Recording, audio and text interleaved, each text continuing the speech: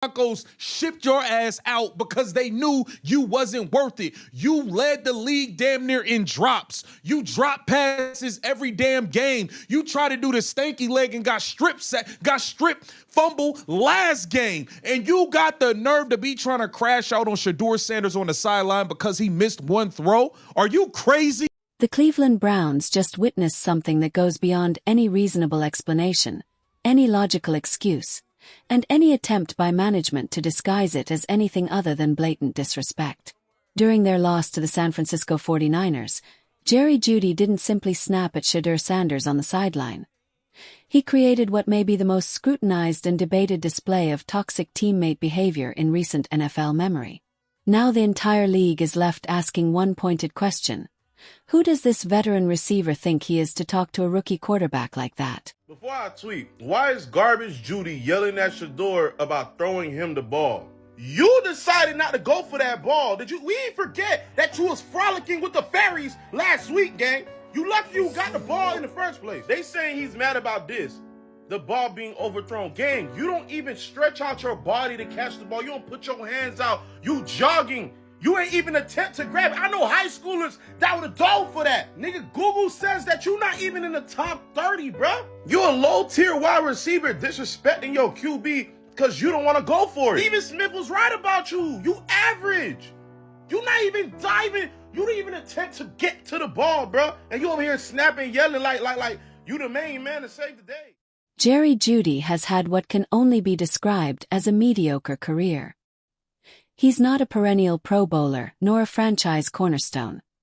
He's a receiver the Denver Broncos couldn't wait to move on from. The same organization that drafted him in the first round in 2020 shipped him out of Denver like unwanted cargo, sending him to the Cleveland Browns for what were essentially spare draft picks. That's the level of value Jeudy earned from the very franchise that was supposed to build around him. A 5th and 6th round pick. That's all the Broncos believed he was worth. The sideline. This is nasty work, man. Jeudy, you ought to be ashamed of yourself. You're not even good for real. You like the worst number one receiver in the league. You're like the worst number one receiver in the league, bruh. Denver took you in the first round and shipped your ass out so fast because you been garbage. What you talking about? What you talking about, man? You ain't been good since your ass left Alabama. Jeudy has been flat-out disappointing for nearly his entire career. He's a receiver with a long, well-documented history of drops that span seasons, not just individual games. In 2020, his rookie year, he posted a staggering 17.6% drop rate, the highest of any receiver in the league with at least 100 targets, marking one of the worst receiving seasons in Denver Broncos history. Although he had a solid stretch in 2022 with 67 catches, his overall play has remained inconsistent and unreliable. In his final year in Denver, he managed just 2 touchdowns the entire season. 2 touchdowns from a first-round pick who was supposed to be a cornerstone receiver, yet he produced numbers you'd expect from a fringe backup on a practice squad. Completely unacceptable for several reasons. Number one, Jeudy. You the one that fumbled that play last week versus the Raiders and Shedeur didn't come at you. You the one that had that 39-yard play. Should have been Shedeur's second, if not his biggest play of the day, had you made somebody miss. But instead, you start dancing in the open field, forced fumble. Shedeur don't come at you yelling and whatnot now. I don't know the type of friendship or connection they have off the field, so maybe they both have a mutual level of respect. But on the field with the cameras on, Jeudy, now's not the time, and that sure as hell ain't the place. That's the rookie in his second start just trying to get right. You, in that moment, are not helping Shedeur Sanders get right. Now Jeudy arrives in Cleveland and suddenly believes he's earned the right to get in Shedeur Sanders' face about football fundamentals.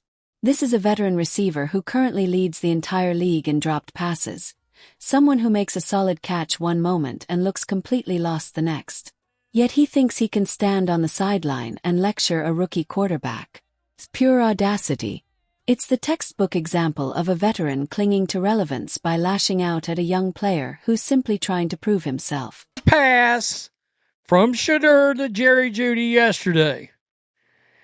And look, no doubt about it, wasn't a perfect pass. Shedeur could have put a little more air under this ball. He could have dropped the ball in a little more accurately. But I also think we got Jeudy not running this play out. Nah, I hope you didn't think you were burning rubber there, bro, because you weren't. You were not burning rubber. All right? You didn't dive for the ball. You didn't run through the play. You got mad. Let's break down what actually happened during that game against the 49ers. Shedeur Sanders had just missed a deep pass to Jeudy, a tough, tight window throw that could have gone for a 66-yard touchdown. It was a difficult attempt, and the rookie simply couldn't squeeze it in. But instead of moving on, Jeudy started clapping at Shedeur, the way you'd clap at a child who can't grasp basic multiplication. He kept repeating, that's wrong, over and over, as if he were an offensive coordinator analyzing film, despite being a receiver who can barely hold onto the football half the time. Let's talk about what actually happened during that game against the 49ers. Shedeur Sanders had just missed a deep throw to Jeudy that could have been a 66-yard touchdown. It was a tight window, a difficult throw, and the rookie quarterback just couldn't fit it in. He was literally clapping at Shedeur, clapping, like he was disappointed in a child who didn't understand multiplication. Jeudy kept saying, that's wrong, repeatedly, like he was some offensive coordinator breaking down tape, not a receiver who can't catch the football half the time. Shedeur, look at the look on Shedeur's face. He like, man, get this clown out of here. This dude ain't even nice. This dude's not even nice. Jerry Jeudy is a cold bum out here. Like, you a whole bum, bro. Like, what are you talking about? Look at all the linemen's got to pull him away. Like, bro, you doing too much. You've been stinking it up since you got the Cleveland. Let's talk about the sheer level of disrespect in that moment. Who does Jerry Jeudy think he is? This is a veteran receiver who has given the organization nothing but inconsistency and frustration throughout his career. Yet he chose to unload on a rookie who never even asked to be thrown into this situation. Shedeur put in the work, prepared as much as he could with limited reps, and when he finally got his chance to prove himself, he had to do it while his own teammates were working against him. Talking about Jerry Jeudy, when Jerry Jeudy was a Bronco, what has your boy Rhodes been telling you about Jerry Jeudy? He's a number 3. He's a number 3. He's not a 1, and his attitude's out here acting like he's a 1. Nah, shut the bleep up and sit down. Broncos wide receiver Jerry Jeudy was walking by, and Steve called out to him. So the word that I've used to describe him in the past was a jag, just a guy. I wanted to say to him face to face, like, hey, I know I said some things in the past I probably shouldn't have, and I'm sorry. His response, Mike Robb, was ninja.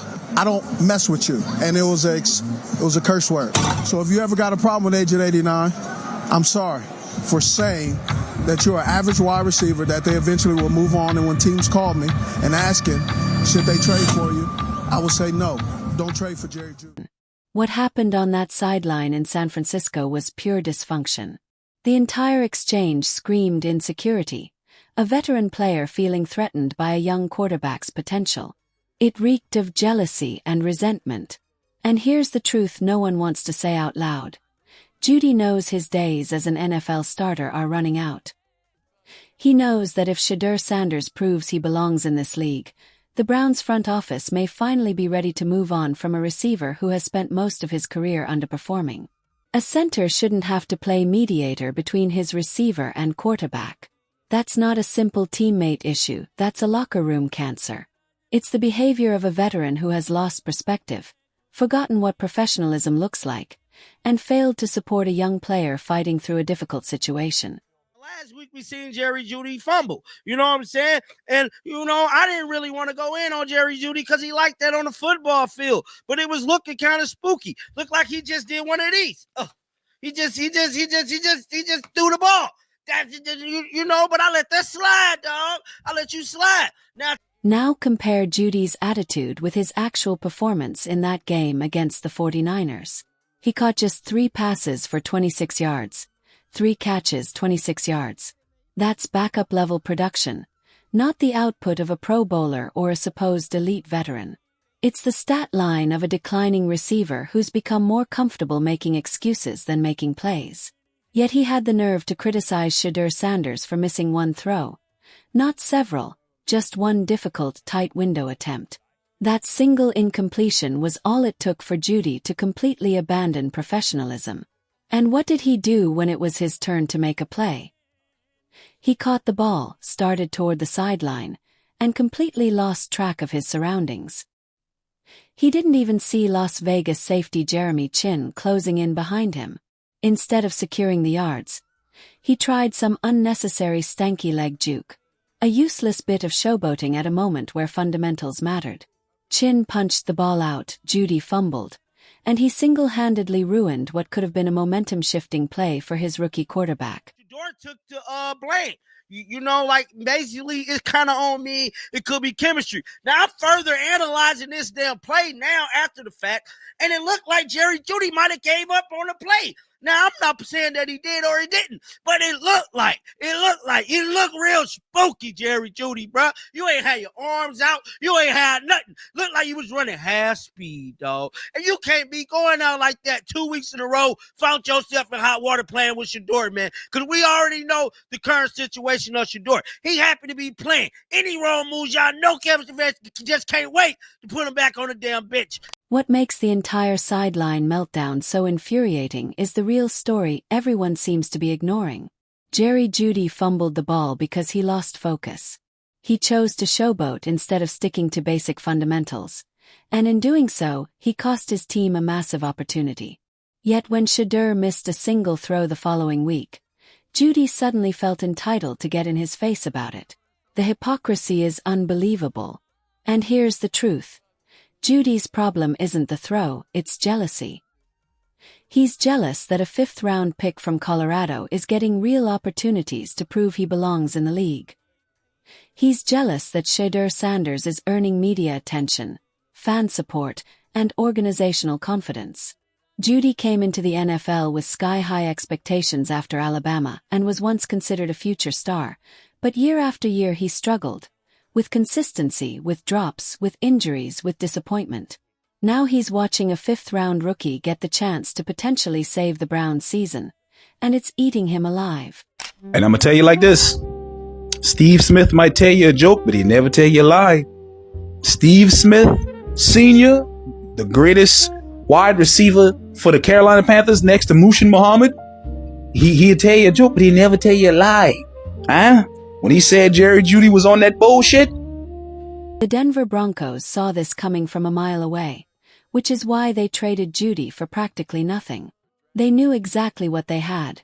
A first-round bust with only occasional flashes of competence, a player who would never become the franchise receiver they had hoped for. Rather than waste another year on his decline, they moved on, upgrading their draft capital in the process.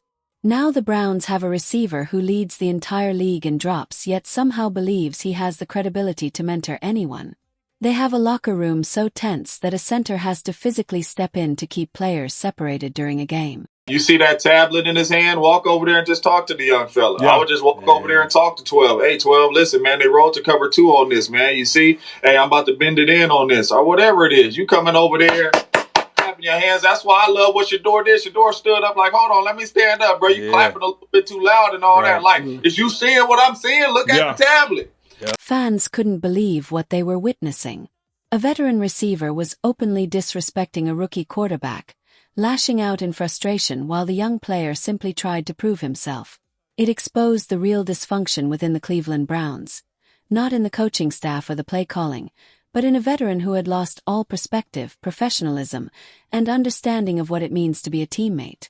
The most telling aspect of the whole situation is the stark contrast between Sanders' calm composure and Jeudy's volatile meltdown.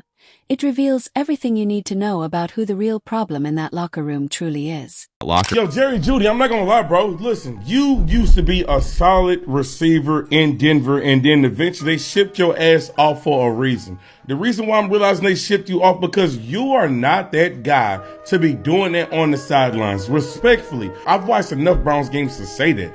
This guy, who the do he think he is? Real shit. Bro, the drop. Easy touchdown pass that go through his hands. Who the does Jerry Jeudy think he is? You ain't Megatron. Go back to the huddle and sit by the rest of the receivers. This is crazy. Jerry Jeudy seems to think he has the right to lecture Shedeur Sanders simply because he played at Alabama, was a first-round pick, and had one decent season in 2022. But the reality is that Jeudy has been disappointing for nearly his entire career. He was traded away by the franchise that drafted him because he wasn't worth keeping. He leads the league in dropped passes, and he fumbles the football at critical moments. Yet despite all of this, he stands on the sideline confronting his rookie quarterback, acting like a veteran sage dispensing wisdom. This is a player who has forgotten that being a professional means supporting your teammates, not criticizing them, not challenging them, and certainly not clapping at them like children who don't understand the game.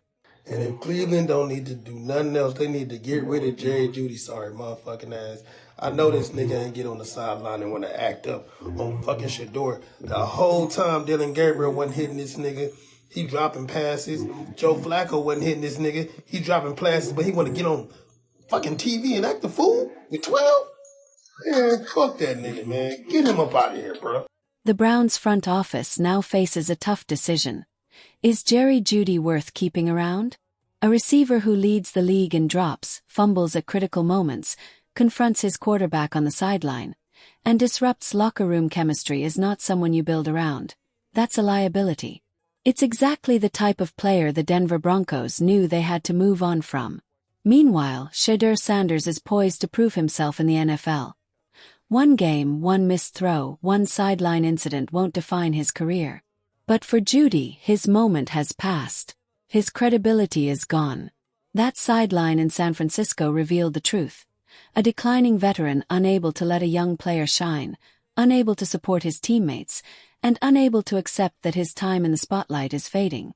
That's the real story, and that's what everyone should be talking about.